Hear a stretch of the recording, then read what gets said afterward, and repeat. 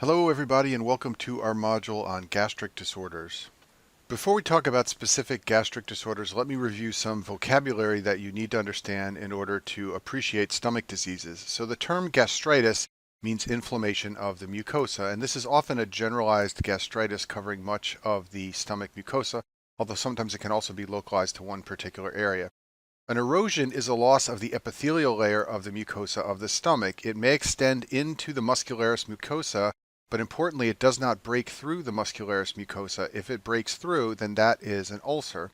So an ulcer is an erosion or a breakdown that has gone all the way through the mucosal layer so that the stomach has lost a portion of the mucosal layer. It can extend into the submucosa or the muscular layer. It's usually focal, and these mostly occur in the stomach and duodenum, as we'll see later in this module. And what can be confusing about the terms I've listed on this slide is that gastritis, erosions, ulcers can all have similar symptoms and even sometimes treatment. So we'll talk about at the end of this module how you sort out the different causes of stomach disorders.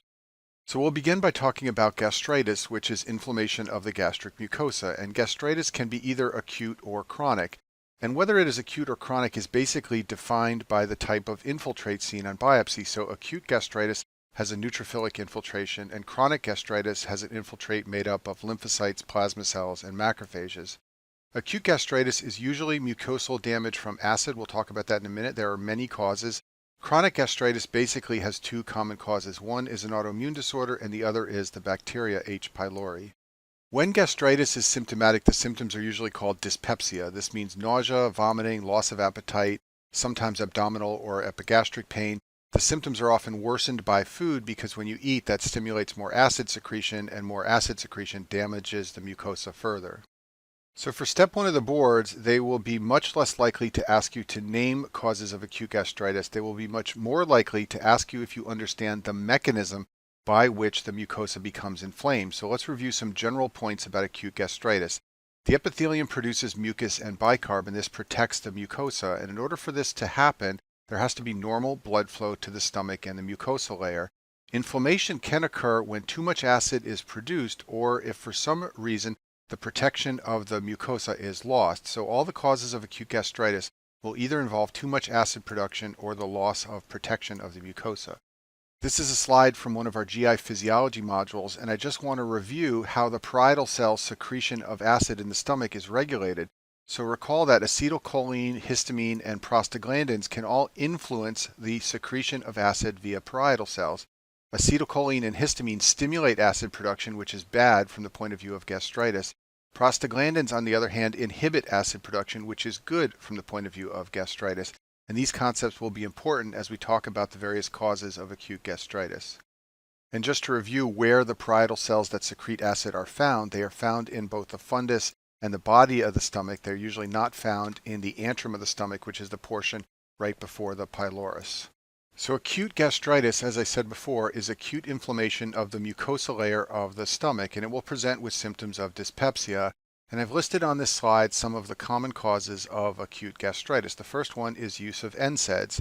NSAID drugs inhibit prostaglandin production, so this will increase acid production from the parietal cells.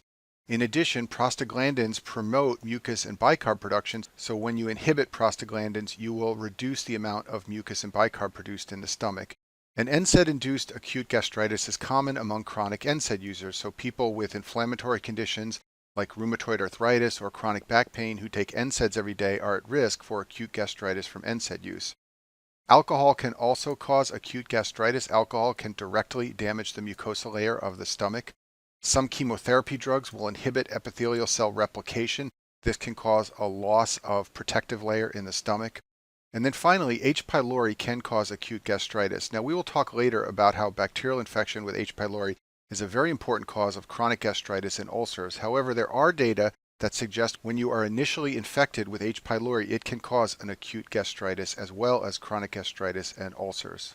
A Curling's ulcer is another form of acute injury to the stomach lining that occurs in burn patients. Patients with extensive skin burns have loss of their skin, obviously, and this leads to loss of fluids and dehydration. Dehydration is one of the biggest problems in patients with extensive burns who are cared for in burn units. This can lead to hypotension to the stomach and mucosal damage. Remember what I said before, you need normal blood flow to the stomach in order to maintain the mucosal lining. The result is acute gastritis and ulcers, and these ulcers are called curling ulcers. And I've written this at the bottom of the screen to help you remember it. Burns lead to decreased plasma volume, which leads to decreased mucosal perfusion. And any patient in the hospital with extensive burns is usually placed on a proton pump inhibitor in order to reduce the risk of Curling's ulcers. A Cushing's ulcer is also an acute injury to the stomach lining, but this is caused by increased intracranial pressure, such as from a tumor or a hemorrhage into the brain. This results in increased vagal stimulation, which leads to increased acetylcholine to the stomach. And remember what I said before, acetylcholine promotes acid production in the parietal cells. So patients with increased intracranial pressure have excess acid production, and this can lead to gastritis and ulcers. And ulcers that occur in this setting are called Cushing's ulcers. So as I've shown at the bottom of the screen, raised intracranial pressure leads to increased vagal tone, which leads to high acetylcholine secretion onto the parietal cells. And just like with patients who have burns, patients with increased intracranial pressure are often placed on proton pump inhibitors to prevent this from happening. Stress ulcers are another form of acute injury to the lining of the stomach. This happens to patients with shock or sepsis or trauma.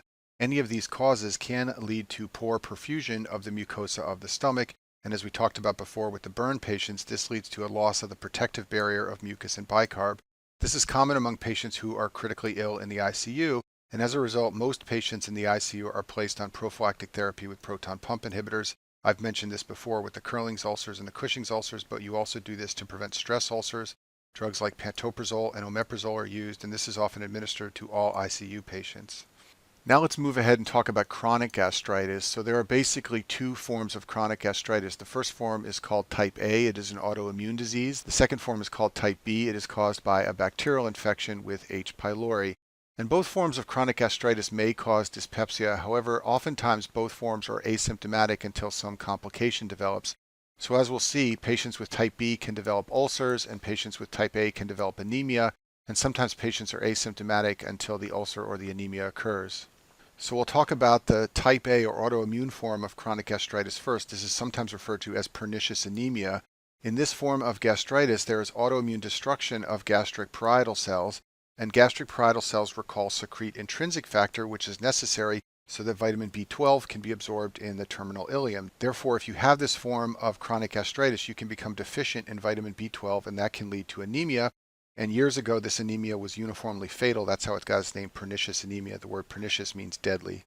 So this form of chronic gastritis leads to chronic infiltrates in the gastric body and fundus. And it's very important to remember that it affects the body and fundus because that differentiates it from the type B chronic gastritis that we'll talk about in a minute.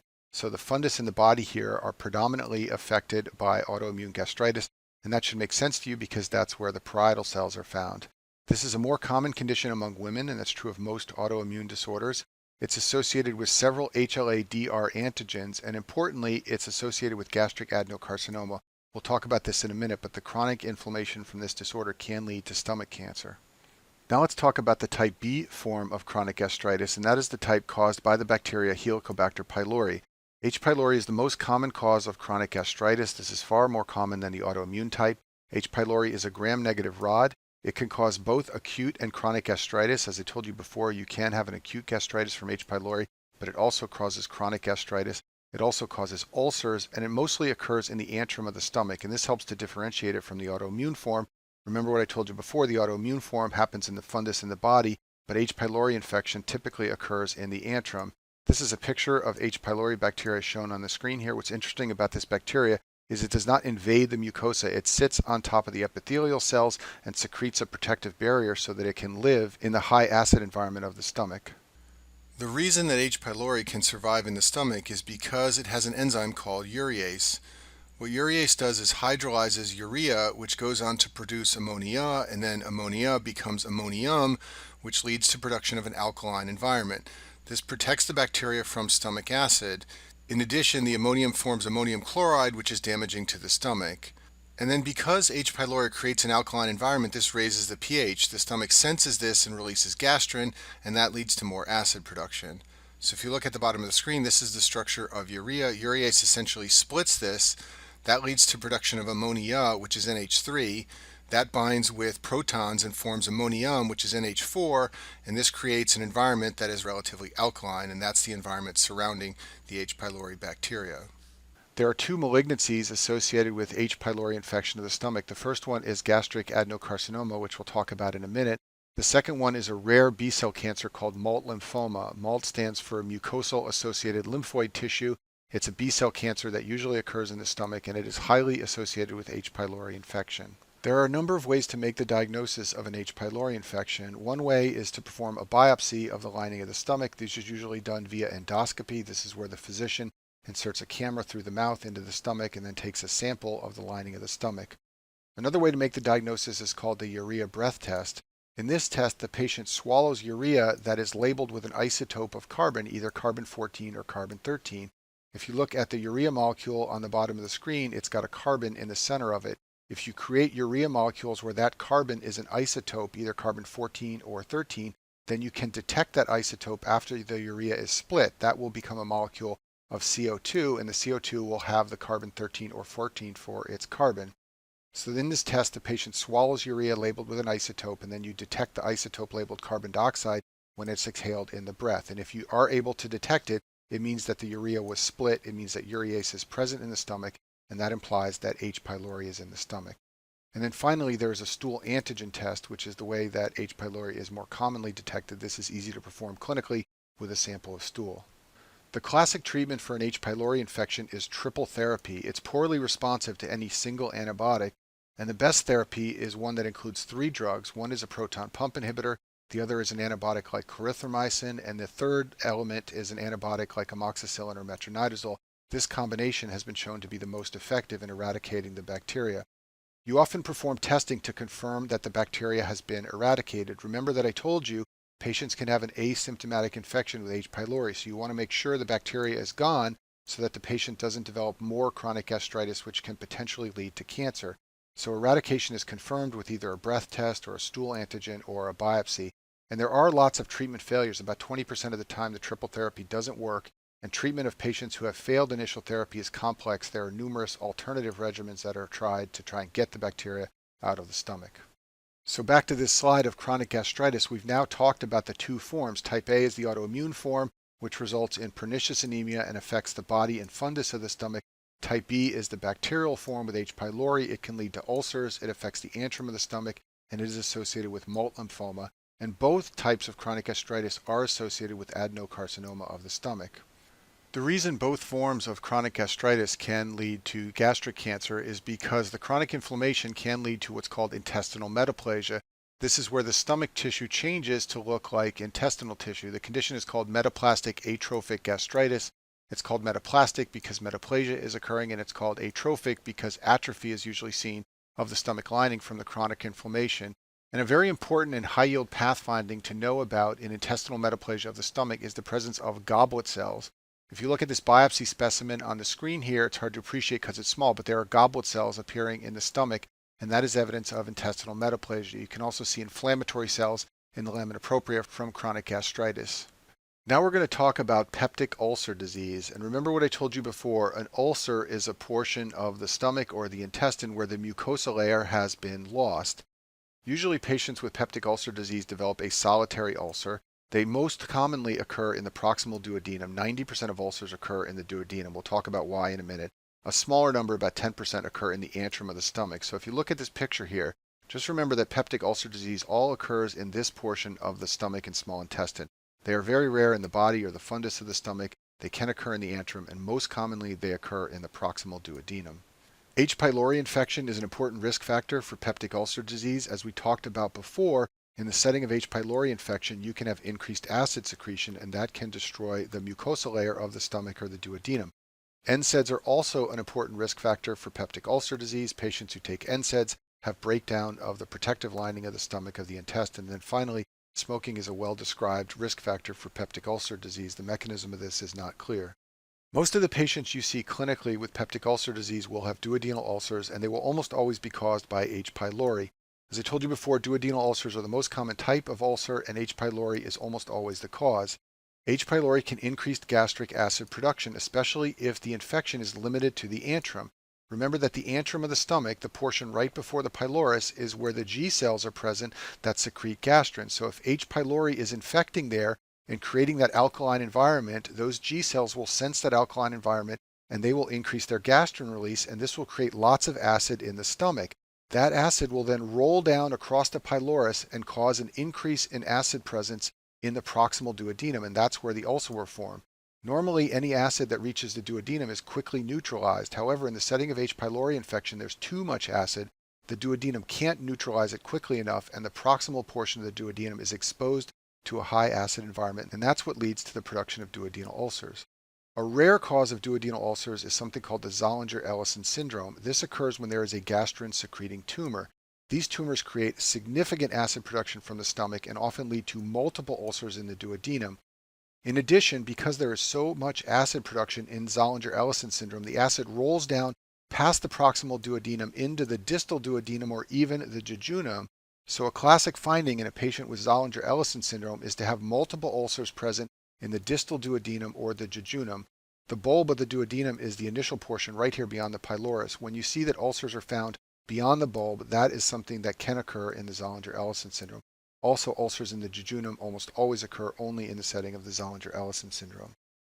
The symptoms of a duodenal ulcer are epigastric pain, and typically it improves with meals. The reason for this is because meals stimulate bicarbonate secretion. The hormones secretin and VIP can stimulate the pancreas to release bicarb. In addition, there are Brunner's glands found in the duodenum that secrete bicarb in response to a meal. When the bicarb is released, it temporarily raises the pH in the duodenum and helps to alleviate the pain. The pain of duodenal ulcers may be worse at night, and this is because at night, as opposed to after a meal, the stomach is entirely empty, and this means that the ulcer is being bathed in acid and it can make the pain worse. Now, when you see an ulcer on endoscopy, what you have to worry about is that that ulcer may contain cancer cells. And as we'll talk about when we get to the stomach, many gastric ulcers are a result of stomach cancer. This is not the case, however, in the duodenum. Duodenal ulcers are almost never cancerous. They are almost always benign. And in fact, when they're seen on endoscopy, they're rarely biopsied because the risk of cancer is so low. There's a phenomenon that occurs in the duodenum in patients with peptic ulcer disease that is high yield to know about for step 1, and that is hypertrophy of the Brunner's glands. These glands are found only in the duodenum. They're found in the submucosa. This is a picture of a Brunner's gland shown on the screen here. You can see that it is just below the muscular layer of the mucosa in the submucosa. And Brunner's glands produce alkaline or basic fluid, and this protects the duodenum from acidic stomach fluid and chyme coming from the stomach. And in patients with peptic ulcer disease, because their duodenum is constantly exposed to a high level of acid, you will see increased thickness of the Brunner's glands on biopsy specimens. There are some complications of duodenal ulcers that you should know about, and the first thing to appreciate is that most duodenal ulcers occur in the anterior portion of the duodenum. However, ulcers that are found on the posterior wall are more likely to have complications. One of the complications they can cause is upper GI bleeding. Duodenal ulcers may cause bleeding, and this is more common when they're located posteriorly. And one of the reasons for this is that the gastroduodenal artery runs just behind the posterior wall of the duodenum. This means that posterior ulcers can erode into this artery and then cause GI bleeding. The pancreas is also located just behind the posterior duodenal wall, so a posterior ulcer can erode into the pancreas and cause pancreatitis. And then finally, any duodenal ulcer can potentially perforate. Let me pause and mention a word on upper GI bleeding. Upper GI bleeding is bleeding into the GI tract from a source above or proximal to the ligament of Treitz. This results in hematemesis or vomiting of blood or coffee ground material. This can be caused by peptic ulcers, although there are many other causes of upper GI bleeding. Patients with upper GI bleeding typically develop melena or dark stools. This is because as the blood passes through the GI tract, it is exposed to acid and bacteria. This turns the stools dark black or tarry, and this is in contrast to patients who have lower GI bleeding from a source below the ligament of Treitz. Those patients present with hematochezia, which is described as bright red blood per rectum. This is a picture of the duodenum, and the ligament of Treitz attaches broadly to the duodenum and then attaches like an apron to the back of the abdominal wall, and it suspends the distal duodenum. So any bleeding source that occurs above or proximal to the ligament of Treitz will cause upper GI bleeding. Sources below or distal to the ligament of Treitz cause lower GI bleeding. I mentioned ulcer perforation before. This can occur with either a gastric or duodenal ulcer, and it classically causes pneumoperitoneum, which is air in the peritoneum. This will appear as air under the diaphragm of chest x-ray. If you look at this chest x-ray on the screen, you can see a black space under the diaphragm on the right side of the body. That is evidence of something perforated in the abdomen, and it can be seen in patients who have perforation of ulcers. Now let's talk about gastric ulcers. So these are much less common than duodenal ulcers, and the most common location is the lesser curvature of the stomach. If you look at this picture on the screen, this is the greater curvature of the stomach. This is the lesser curvature. The lesser curvature is where gastric ulcers typically occur. And if they rupture through the wall of the stomach, they can cause bleeding from the left gastric artery. And that's because the left gastric artery courses along the lesser curvature of the stomach. In contrast to duodenal ulcers, the pain in gastric ulcers is typically worse with meals, not better. And that's because food stimulates acid release, and thus the ulcer in the stomach gets exposed to more acid after a meal. And this can sometimes lead to fear of eating and weight loss. About 70% of gastric ulcers are associated with chronic H. pylori infection. This is different from duodenal ulcers, where it's nearly 100%. And the dangerous cause of a gastric ulcer is stomach cancer or adenocarcinoma. And for this reason, when you see an ulcer in the stomach, they are often biopsied and sent to the pathology lab. And the reason is because you want to exclude adenocarcinoma, since that is a possible cause of a gastric ulcer. Many of the complications of gastric ulcers are similar to those of duodenal ulcers. They can perforate just like duodenal ulcers. They can also cause upper GI bleeding. I mentioned this before, but the classic vessel is the left gastric artery. Here's a picture from our GI blood supply module. I just want to emphasize this point because it's high yield for step 1. This is the lesser curvature of the stomach. This is where gastric ulcers typically occur. They can erode through and encounter this blood vessel running along the length of the lesser curvature, and that blood vessel is the left gastric artery, which will eventually anastomose with the right gastric artery. The treatment of ulcers, whether duodenal or gastric, is to treat the H. pylori infection when the bacteria is identified, and then to administer proton pump inhibitors. These are the therapy of choice. They will lower the acid content in the stomach and the duodenum and allow the ulcer to heal. In fact, proton pump inhibitors are often used empirically for patients with dyspepsia symptoms, and that's because they treat not only ulcers but also GERD and gastritis, which can cause dyspepsia. So rather than doing an endoscopy and a complicated workup, the patient will be administered proton pump inhibitors, and if they get better, you can consider the condition treated. Now we're going to talk about gastric carcinoma or stomach cancer. 95% of cases are adenocarcinoma. This is a very bad cancer. It's usually asymptomatic until it's advanced. The symptoms are usually nonspecific, things like weight loss, abdominal pain, and early satiety.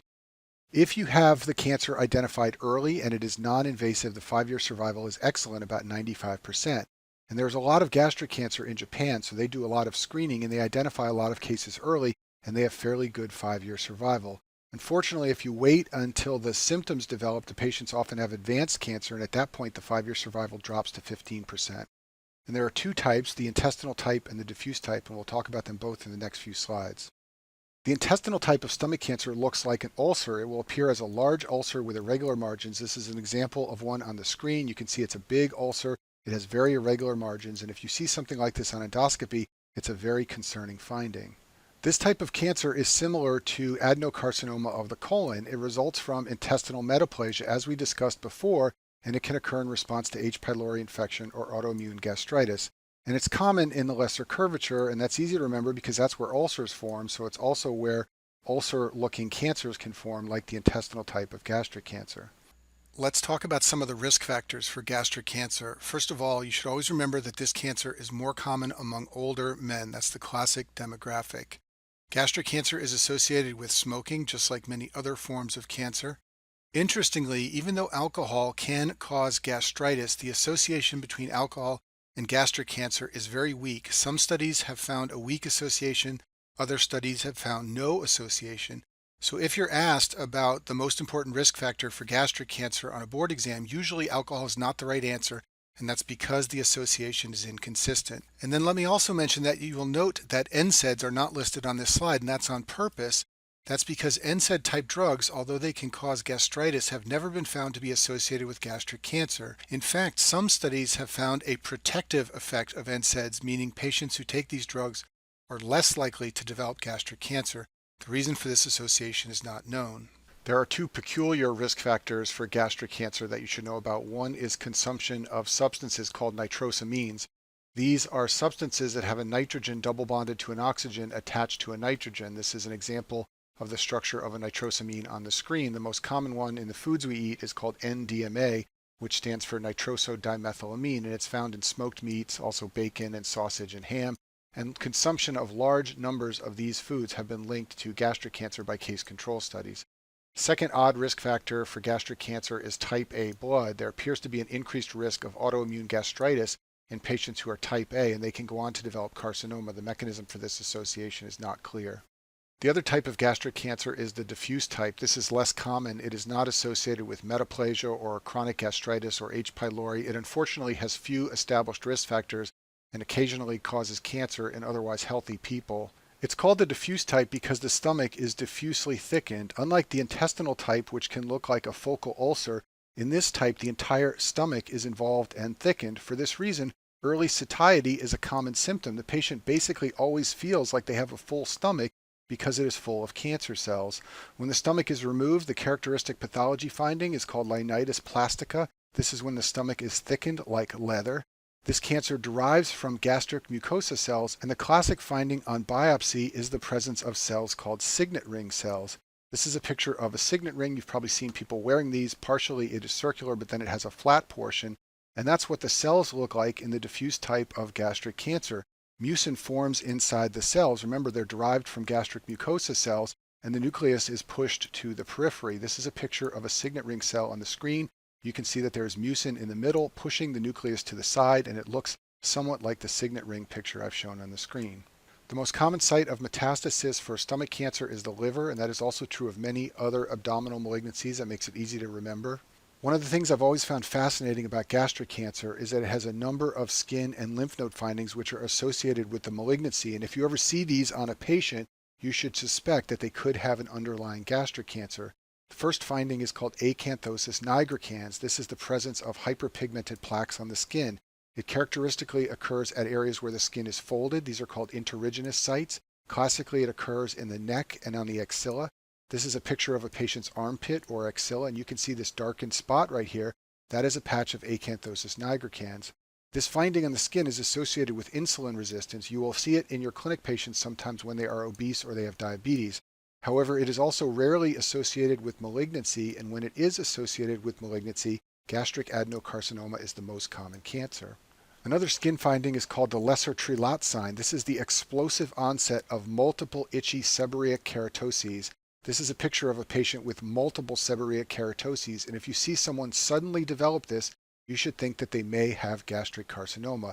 It is probably triggered by cytokines, and it's associated with many malignancies, but once again, gastric cancer is the most common association.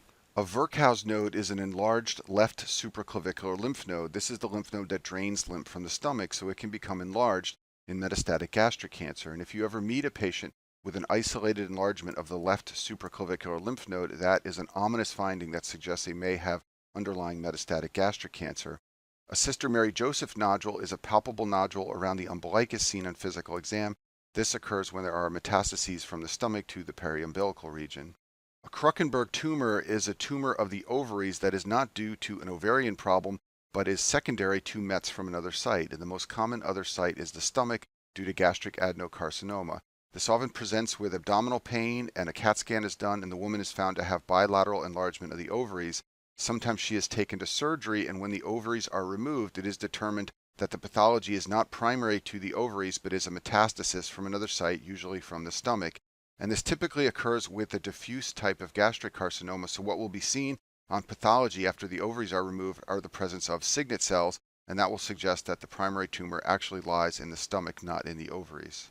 So we've talked a lot in this module about dyspepsia and causes of abdominal pain and upset stomach. However, only about 25% of patients who present to a physician with dyspepsia have an organic cause.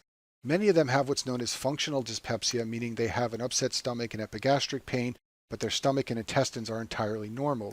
However, as we have seen, dyspepsia may also be due to gastritis and ulcers and cancer and H. pylori. So how are you going to deal with this clinically? You don't want to refer every patient with an upset stomach for an endoscopy. Well, shown on the screen is an algorithm of the type that is typically used clinically to work up patients with dyspepsia. If they present with new onset dyspepsia and they are older, which places them at risk for gastric cancer, or if they have alarm symptoms like weight loss and early satiety, then they are referred immediately for an endoscopy, which is called an EGD. However, if they are younger and they have no alarm symptoms, then you can test them for H. pylori. Usually this is done with a stool antigen test. If the test is positive, you offer them treatment with H. pylori therapy. If the test is negative, you can treat them empirically with a proton pump inhibitor. And the reason this is done is because proton pump inhibitors treat heartburn and gastritis and ulcers and many of the common causes of dyspepsia. Now, if the patient fails to respond to H. pylori therapy, or if they don't get better on the proton pump inhibitor, then they can be sent for an endoscopy to exclude other causes and try to make an organic diagnosis. The last topic I'll discuss in this module are disorders that fall under the heading of hypertrophic gastropathy. These are rare disorders that cause enlarged rugal folds. They are caused by hyperplasia. These are not inflammatory disorders. They're somewhat analogous to hypertrophic cardiomyopathy. And if you look at this CAT scan on the screen, you can see an enormous stomach with very large rugal folds, and this is what you see in patients with hypertrophic gastropathy. All of these disorders are rare, but one of them that is worth knowing for step one is called Menetray's disease. This is an acquired disorder of the stomach of unknown cause. It's much more common in men, 3 times more common in men than in women. And the hallmark of Menetray's disease is hyperplasia of the mucus cells in the stomach. As a result, there are excessive gastric mucus secretions. This neutralizes the acid of the stomach, and there's loss of acid in the stomach, which is called achlorhydria. And as a result of all that mucus into the stomach that pours out into the GI tract, patients with Menetray's disease lose protein. This is called a protein-losing enteropathy. As a result of the loss of protein, these patients develop hypoalbuminemia, and this means they will present with edema and facial swelling. So the typical case of Menetray's disease will be someone with abdominal pain and edema and facial swelling. There will be low albumin levels on serum testing, and a CAT scan of the abdomen will show a very large stomach like you saw on the last slide. And because of the hyperplasia in the stomach, there is an increased risk of gastric adenocarcinoma in patients with Menetray's disease. And that concludes our module on gastric disorders.